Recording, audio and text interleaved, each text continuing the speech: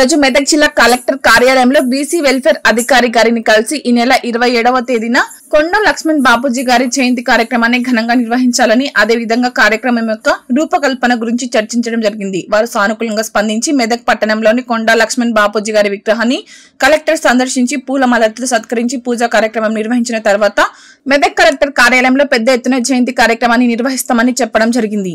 ఈ కార్యక్రమానికి పద్మశాలి కుల బాంధవులైన రాష్ట్ర బాధ్యత కలిగిన వారు, జిల్లా బాధ్యత కలిగిన వాళ్ళు, మండల బాధ్యత కలిగిన వాళ్ళు, గ్రామ బాధ్యత కలిగిన వాళ్ళు అందరూ కూడా పెద్ద ఎత్తున హాజరు కావాలని కలెక్టర్ మరియు బీసీ వెల్ఫేర్ అధికారిని కోరడం జరిగింది. నిర్వహించిన తర్వాత మెదక్ జిల్లా కార్యాలయంలో, కలెక్టర్ కార్యాలయంలో పెద్ద ఎత్తున కార్యక్రమం నిర్వహించడానికి ఈరోజు ఆ విషయమై చర్చించడం, జిల్లా అధ్యక్షులు గారితో చర్చించడం జరిగింది.